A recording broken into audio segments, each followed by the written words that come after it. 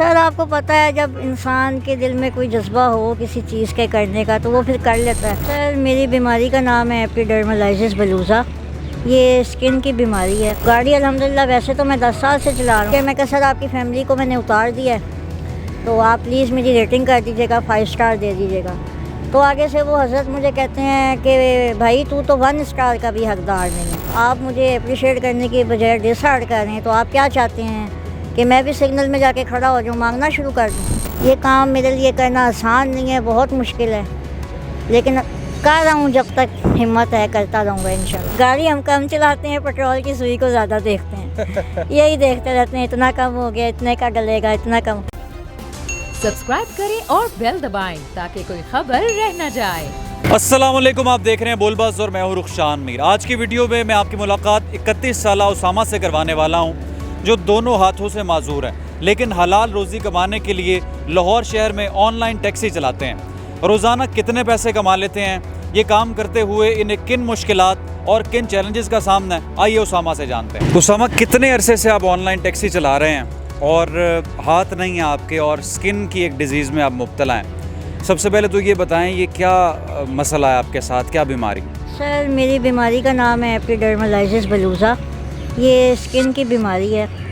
तो इस बीमारी में गर्मी से बचना होता है, चोट से बचना होता है, ठोकर से बचना होता है। तो गाड़ी अल्हम्दुलिल्लाह वैसे तो मैं 10 साल से चला रहा हूँ, 8-10 साल से, लेकिन ये ऑनलाइन टैक्सी जो है ये 4-5 महीने से चला रहा हूँ। 4-5 महीने चला रहे हैं, उससे पहले गाड़ी चलाते थे। हाँ जी। ये हाथ जो आपके नहीं है, ये इस बीमारी की वजह से ऐसा हुआ है? जी सर, इस बीमारी की वजह से सर, ये बीमारी का ही हिस्सा है।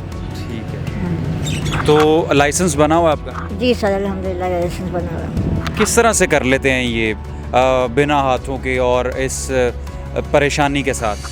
सर आपको पता है जब इंसान के दिल में कोई जज्बा हो किसी चीज़ के करने का तो वो फिर कर लेता है। ड्राइविंग मेरी बचपन से हॉबी थी, तो बस फिर अल्लाह ताला मदद करते हैं और मैं चलाता रहता हूँ। तो 8-10 घंटे मैं चलाता हूँ डेली गाड़ी, तो बस अल्लाह मियाँ की मदद के साथ। कितने पैसे रोज़ाना बना लेते हैं? सर पहले जब फ्यूल की प्राइस सही थी तो 2000-2500 बच जाते थे, पर अब 1000-1200 बहुत मुश्किल से, वो भी 10 घंटे गाड़ी चला के। तो शादीशुदा? जी अल्हम्दुलिल्लाह। कब हुई है शादी? सर 2.5-3 साल हो गए। तो साहिब औलाद हैं? नहीं सर, बस अल्लाह से दुआ है और यकीन भी है इंशाल्लाह ताला सारे काम अल्लाह मियाँ ने दुनिया में करवाए हैं तो औलाद भी दे देगा। अल्लाह खैर करे। अच्छा, बिना हाथों के गाड़ी चलाते हैं तो साथ जो आके आपके सवारी बैठती है, जो क्लाइंट होता है, उसने कभी कहा नहीं कि ये तो बड़ा रिस्की मामला है, या कभी आपको डर लगा हो बड़े रोड पे चढ़ते हुए, जीटी रोड पे जाते हुए?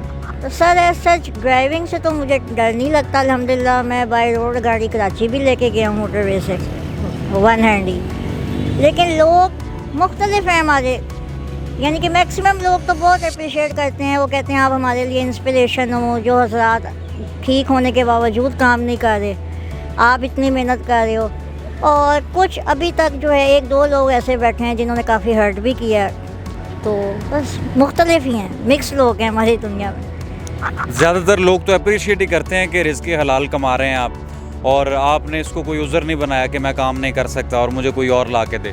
बिल्कुल ऐसा ही है सर, बहुत लोग इंस्पायर्ड होते हैं, बल्कि मूवी बनाते हैं और कहते हैं हम अपने बच्चों को दिखाएंगे, आगे शेयर करेंगे। काफ़ी लोग खुश होते हैं। इस हवाले से घर वालों का क्या कहना था जब आपने फैसला किया कि मैं गाड़ी चलाऊंगा और ख़ुद पैसे कमाऊंगा? सर कौन से माँ बाप जो हैं वो खुशी से ये फ़ैसला करते हैं, पर इंसान के हालात अप डाउन होते रहते हैं। तो ज़ाहिर है माँ दुआ दे के भेजती हैं और परेशान तो होती हैं। तो स्टार्ट में तो वो कहती थी कि हर राइड की डिटेल मेरे से शेयर कर दिया करो, ये कर दिया करो। मैंने कहा जी ठीक है। तो डर मुझे भी लगता है, कोई मशकूक लोग भी बैठ जाते हैं तो मैं उसमें विंडोज़ नीचे कर लेता हूँ, तो और तो मैं ऐसा कुछ नहीं कर सकता। तो अल्हम्दुलिल्लाह ऐसा अभी तक मेरे साथ कोई बुरा इंसिडेंट नहीं हुआ। और गाड़ी पे बड़ा खूबसूरत आपने अपना नाम भी लिखवाया, उसामा। गाड़ी के शौकीन हैं? इंतहा से ज़्यादा। अच्छा। गाड़ी का मैं बहुत शौकीन हूँ। गाड़ी में सर एक वक्त था मैं मक्खी भी नहीं बैठने देता था। अच्छा। और जब इंसान के हालात डाउन होते हैं तो वो फिर काफ़ी कुर्बानियाँ दे देता है। क्या किया अपनी पसंदीदा गाड़ी लेने के लिए? ये जो कर रहा हूँ अभी भी, ये मेहनत सिर्फ इसलिए कर रहा हूँ कि मैंने अपनी पसंद की गाड़ी लेनी है। अच्छा। हाँ जी। ठीक है, यानी गाड़ियों से इतना लगा हुआ। कौन सी पसंदीदा गाड़ी? गाड़ी का सर मैं दीवाना हूँ ऑडी का, लेकिन वो तो मेरे लिए ख्वाब ही है, लेकिन अल्लाह ताला पूरा करेगा इंशाल्लाह। इंशाल्लाह यकीन है अल्लाह ताला देगा, ज़रूर देगा, और अपनी मेहनत करके लूँगा तो उसका और मज़ा होगा। 10 साल से आपने बताया आप गाड़ी चला रहे हैं जी। और गुज़श्ता कई महीने से आप ऑनलाइन टैक्सी चला रहे हैं, हज़ारों राइड्स किए होंगे, शहर से बाहर भी गए, जैसा कि आपने बताया कराची भी आप गए हैं। सबसे ज़्यादा जिसको आप कहते हैं कि बुरा या मुश्किल क्लाइंट कौन सा था जिसने आपका दिल भी तोड़ा? सर इस तरह है कि मैं जो है राइविंग रोड से एक शादी हॉल में एक फैमिली को लेने गया, तो उनको मैंने बिठाया, तो पहले तो उन्होंने बैठने में बड़े किए कि तुम कैसे चलाओगे, क्या करोगे, ये करोगे। तो मैंने कहा सर आपके सामने गाड़ी मैप में चल के आई है, तो कोई ऐसी बात नहीं है। तो वो खुद तो जिन्होंने बुक कराई थी वो नहीं बैठे, उनकी फैमिली बैठ गई।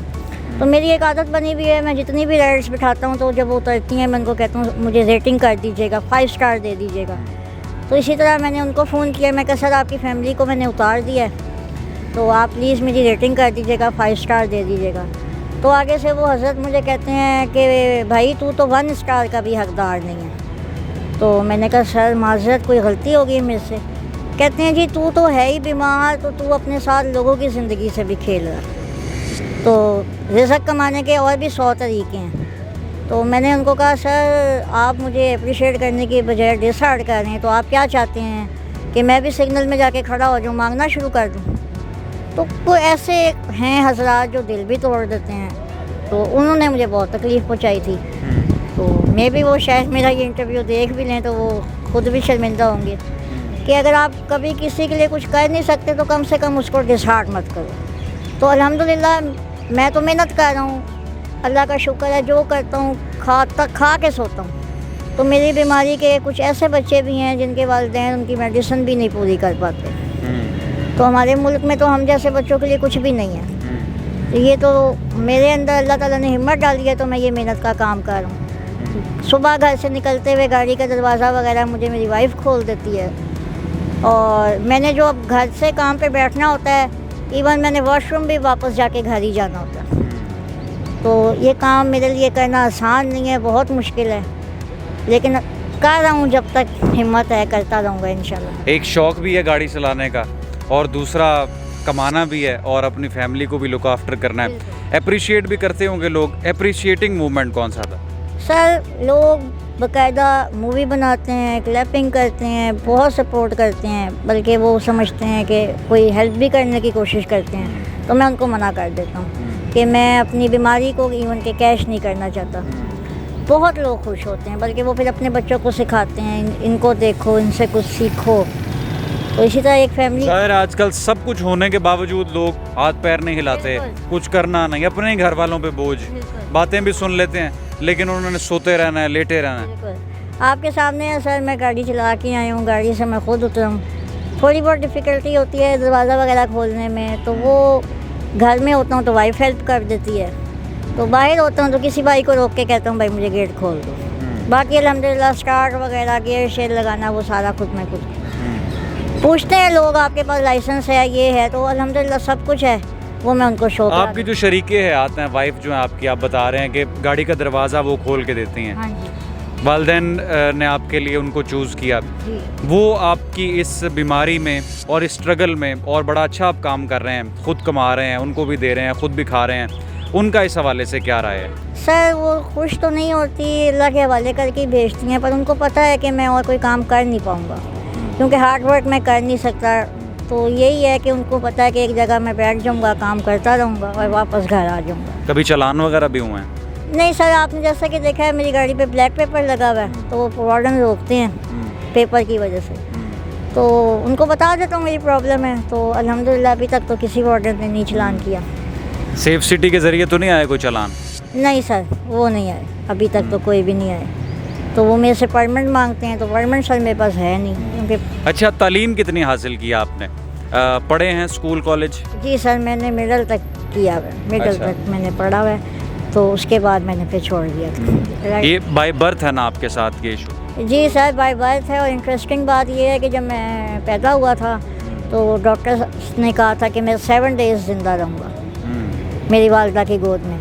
तो आज अल्हम्दुलिल्लाह मैं 31 ईयर्स का हो गया हूँ, और इवन वो डॉक्टर साहब को फौत हुए 10 साल हो गए। तो ये ज़िंदगी मौत तो जाहिर है कि अल्लाह ताला के हाथ में है और किसी के बारे में आप कैलकुलेट नहीं कर सकते। बिल्कुल ऐसे ही है सर। अगर मौका मिले, कुव्वत मिले तो सोसाइटी में क्या तब्दीली लाना चाहेंगे? कम से कम के मुझ जैसे जो डिसेबल लोग हैं उनके लिए मैं बहुत कुछ करना चाहूँगा कि उनको कोई सपोर्ट मिले, कुछ मिले। इवन कि अब आप देखें जो चल नहीं सकता वो हमारे गवर्नमेंट की तरफ से फाइनेंस किया जाए। बिल्कुल। अब मेरी मेडिसिन देख लें तो 50 to 60,000 है पर मंथ, तो मेन मैं उसके लिए अपनी ये सारी मेहनत करता हूँ क्योंकि मेरी प्रॉब्लम है खाने पीने की भी, तो मैंने लिक्विड फॉर्म में चीज़ें खानी होती हैं, तो मेडिसिन भी इतनी ऊपर चली गई है, तो कम से कम हम जैसों को मेडिसिन की तो सपोर्ट करनी चाहिए। अब तो पेट्रोल 250 को पहुंच गया है, क्या इस बारे में क्या कहेंगे? सर बस क्या मैं बताऊं, अब गाड़ी हम कम चलाते हैं, पेट्रोल की सुई को ज़्यादा देखते हैं। यही देखते रहते हैं, इतना कम हो गया, इतने का डलेगा, इतना कम। क्यों, शायद मैंने आपको भी कहा था सर, मैं कैसे आऊँगा इतनी दूर, पेट्रोल बहुत महंगा हो गया। दौरान सफ़र अगर गाड़ी को कोई मसला दरपेश आ जाए, टायर पंक्चर हो जाए या ख़राब हो जाए, बंद हो जाए, तो उसको कौन डील करता है? और क्या कभी ज़रूरत पड़ी है कि कौमी हेल्पलाइन पे फ़ोन किया जाए? सर कौमी हेल्पलाइन तक तो आज फ़ोन नहीं किया अभी तक। मोटरवे हेल्पलाइन या पुलिस हेल्पलाइन इस तरह से? हाँ जी, जैसे आपको मैंने बताया ना कि कराची जाते हुए मैंने एकदम गाड़ी के फ्यूल को देखा कि फ्यूल ख़त्म हो रहा है और जो नई मोटरवे बनी है वहाँ पंप नहीं थे, तो अब मैंने हेल्पलाइन में फ़ोन किया था मोटरवे वालों की। वैसे गाड़ी पंचर भी सर 2 दफ़ा हुई है, तो फिर उस वक्त फिर अल्लाह के 10 सालों में 2 दफ़ा? हाँ जी, आपको जैसे बताया ना, गाड़ी का मैं बहुत केयर करता हूँ, तो राइड के साथ ही बल्कि पंचर हो गई थी, तो राइड ने भी कोई हेल्प नहीं की, उन्होंने तो उतर के दूसरी गाड़ी मंगवा ली, वो चलेगी। सड़क भी बहुत वीरान थी, तो फिर मैं बाहर खड़ा हुआ खुद, मैंने एक पुलिस वाले भाई आए थे, उनकी हेल्प की, मांगी उनसे हेल्प, तो उन्होंने हेल्प की। पहले तो उन्होंने सवाल किए, वो कहते हैं तुम कहीं गाड़ी मार आए हो, ये कर आए हो, तो फिर उन्होंने एक भाई को रोक के मेरी हेल्प की। ये इशू बन जाते हैं सर, टायर शायद तो अब आपको पता है पंचर हो जाए तो मैं नहीं चेंज कर सकता। तो नाज़रीन, उसामा की गुफ्तगू आप सुन रहे थे, बड़ी अमेजिंग मोटिवेशनल स्टोरी हैं, दोनों हाथों से माजूर हैं लेकिन अपनी माजूरी को आड़े नहीं आने दिया। ऑनलाइन टैक्सी चला रहे हैं, अपने और अपने घर वालों के लिए अच्छा रोज़गार कमा रहे हैं। हाँ, पेट्रोल की कीमतें बढ़ने से खासे परेशान हैं, लेकिन उनकी सारी गुफ्तगू आप सुन चुके हैं। उसामा की कहानी के बारे में आपकी क्या राय है? कमेंट सेक्शन में लिखकर ज़रूर हमें आगाह कीजिए। रुखशान मीर को दीजिए इजाज़त, दोबारा हाजिर होंगे। अल्लाह हाफिज़।